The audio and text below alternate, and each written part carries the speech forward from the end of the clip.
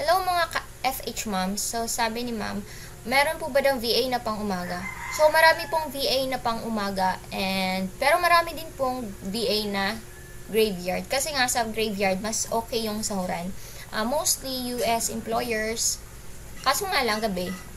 So ang maisasuggest ko or magbibigay ako ng tips kung gusto mong makakuha ng US employer pero sa morning ka nag-work. So, ang gawin mo, kung merong mga job postings na ang nagpo-post is mga US employers, ganun, and nilagay nila sa job posting nila na prefer nila graveyard.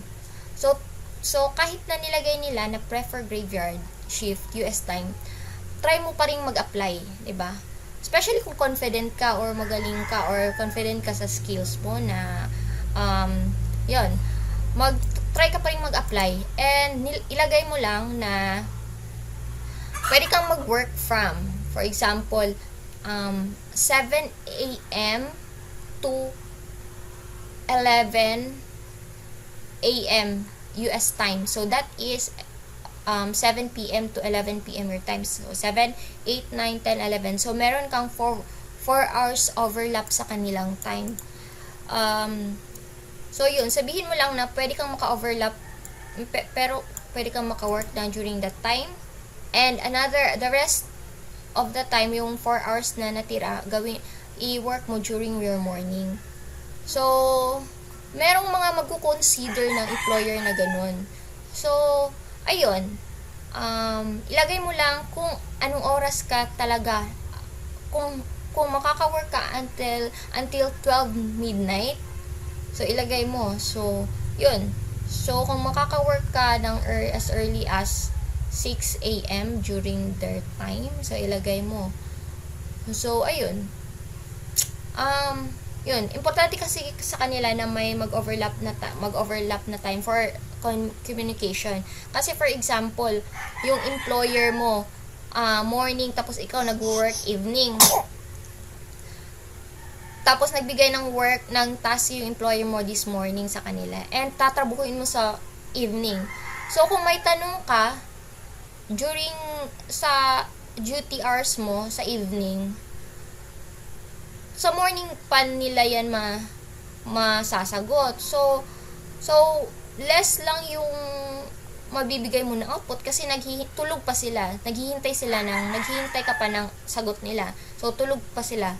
So kaya mas importante sa kanila na merong overlap na time. Kasi nga for all the questions, ganon. So ayun.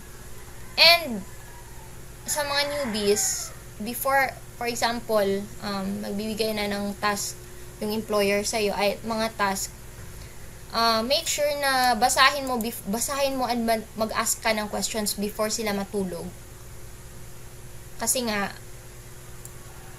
ang mangyayari, kung hindi ka mag-ask ng questions or hindi mo binasa lahat pa ng task, tsaka mo na babasahin kung tulog na sila or wala na sila. So, ang mangyayari, wala kang matatrabaho kasi pag may tanong ka, hintayin mo pa sila. So, ayun. So, sa mga gustong apply sa mga US employers, ganon, and at the same time morning, so, yun yung gawin ninyo. So, ayun. Yun kasi yung ginawa ko. Kuha na ako ng employer na ganun yung setup namin. Kahit na nilagay niya sa job description or job post nila na pang US time lang. So, ayun.